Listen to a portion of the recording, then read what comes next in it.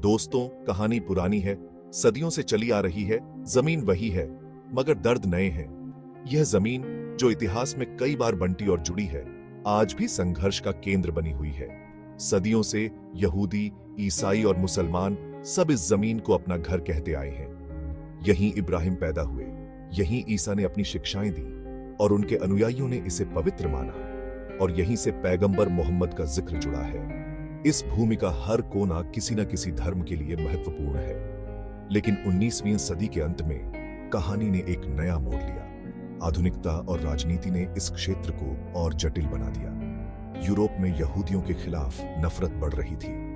यहूदी समुदाय को अपने अस्तित्व की चिंता सताने लगी।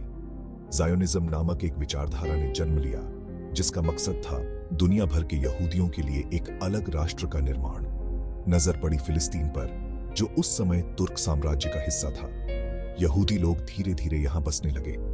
तुर्क साम्राज्य के अंतर्गत यह भूमि कई संस्कृतियों का संगम थी। यहूदी लोग धीरे धीरे यहां बसने लगे।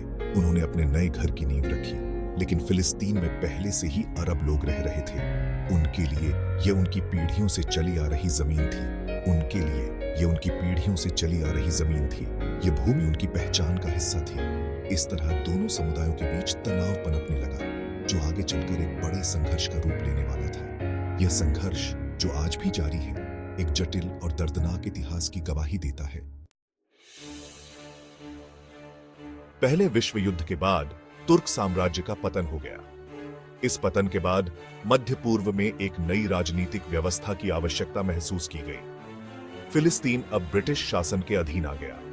ब्रिटिश शासन ने यहां एक नई प्रशासनिक व्यवस्था स्थापित की। ब्रिटेन ने यहूदी राष्ट्र के निर्माण का वादा किया था, लेकिन साथ ही अरबों के हितों की रक्षा का भी दावा किया। यह वादा और दावा दोनों समुदायों के बीच तनाव का कारण बन गए। यह एक असंभव सी स्थिति थी, जिसमें दोनों पक्षों की उम्मीदें और आकांक्षाएं टकरा रही थी। दोनों समुदायों के बीच अविश्वास गहराता गया। हिंसा भड़क उठी और संघर्ष ने एक गंभीर रूप ले लिया। ब्रिटिश सरकार इस उलझन को सुलझाने में नाकाम रही। उनकी नीतियां और प्रयास विफल साबित हुए। 1947 में उन्होंने यह घोषणा कर दी कि वे फिलिस्तीन से वापस जा रहे हैं। यह घोषणा एक महत्वपूर्ण मोड़ साबित हुई। संयुक्त राष्ट्र ने एक योजना पेश की, जिसमें फिलिस्तीन को 2 राज्यों में बांटने की बात कही गई, एक यहूदी राज्य और एक अरब राज्य। इस योजना का उद्देश्य शांति स्थापित करना था। जेरूसलम को अंतर्राष्ट्रीय नियंत्रण में रखा जाना था, ताकि धार्मिक और सांस्कृतिक महत्व को संरक्षित किया जा सके। यहूदियों ने इस योजना को स्वीकार कर लिया, लेकिन अरब नेता इसे अस्वीकार्य मानते थे।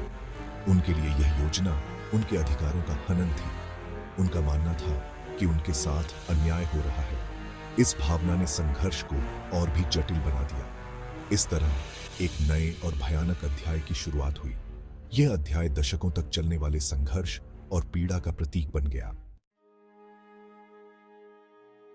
15 मई 1948 को इजरायल ने अपनी आजादी का ऐलान कर दिया। यह एक ऐतिहासिक दिन था, जिसने मध्य पूर्व की राजनीति को हमेशा के लिए बदल दिया। इसके तुरंत बाद पड़ोसी अरब देशों ने नए यहूदी राज्य पर हमला कर दिया। यह हमला अचानक और तीव्र था, जिससे क्षेत्र में तनाव और बढ़ गया। यह पहला अरब इजरायल युद्ध था, जो कई महीनों तक चला और इसमें भारी जान माल की हानि हुई। इजरायल ने यह युद्ध जीत लिया, लेकिन इसकी एक भारी कीमत चुकानी पड़ी। इस जीत ने इजरायल को एक मजबूत राष्ट्र के रूप में स्थापित किया। लाखों फिलिस्तीनी अपने घरों से बेघर हो गए। यह एक मानवीय संकट था, जिसने कई पीढ़ियों को प्रभावित किया। यह दर्द आज भी ताजा है। फिलिस्तीनी शरणार्थियों की पीड़ा और संघर्ष आज भी जारी है। 1967 में एक और युद्ध छिड़ गया, जिसे 6 दिनों का युद्ध कहा जाता है। यह युद्ध भीषण और निर्णायक था। इस बार भी इजरायल विजयी रहा। इस जीत ने इजरायल की स्थिति को और मजबूत किया। इस युद्ध के बाद इजरायल ने पूर्वी जेरूसलम, वेस्ट बैंक और गाजा स्ट्रिप पर कब्जा कर लिया। यह कब्जा क्षेत्रीय राजनीति में एक महत्वपूर्ण मोड़ था।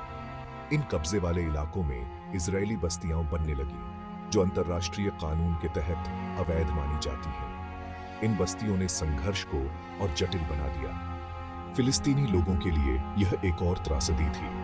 उनके जीवन में एक और कठिन अध्याय जुड़ गया। Section 4, a glimmer of hope. The Oslo accords and beyond. 1990 के दशक में शांति की एक नई किरण दिखाई दी। ऑस्लो समझौते के तहत इजरायल और पैलेस्टीनी नेताओं ने बातचीत की मेज पर आने का फैसला किया। लक्ष्य था दो राष्ट्र समाधान, एक स्वतंत्र पैलेस्टीनी राज्य जो इजरायल के साथ शांति से रहे। लेकिन यह सपना जल्द ही चकनाचूर हो गया। हिंसा फिर से भड़क उठी। आज शांति प्रक्रिया ठप पड़ी है। गाजा स्ट्रिप हमास के नियंत्रण में है, जिसे इजरायल और कई पश्चिमी देश एक आतंकवादी संगठन मानते हैं। वेस्ट बैंक में इजरायली बस्तियां लगातार बढ़ रही हैं। Section 5, the long road ahead towards a lasting peace. दोस्तों, इजरायल फिलिस्तीन संघर्ष एक जटिल मुद्दा है। कोई आसान जवाब नहीं है, लेकिन एक बात तो साफ है, हिंसा किसी समस्या का हल नहीं है। हमें एक ऐसे समाधान की तलाश करनी होगी जो दोनों पक्षों के लिए न्याय संगत हो। एक ऐसा समाधान जो पैलेस्टाइनियों को उनके आत्मनिर्णय के अधिकार का एहसास दिलाए और साथ ही इजरायल की सुरक्षा की गारंटी भी दे। यह एक कठिन रास्ता है, लेकिन हमें उम्मीद नहीं छोड़नी चाहिए। हमें बातचीत, समझौता और सहिष्णुता का रास्ता चुनना होगा। तभी हम इस लंबे संघर्ष को खत्म कर सकते हैं और शांति का सूरज उगा सकते हैं।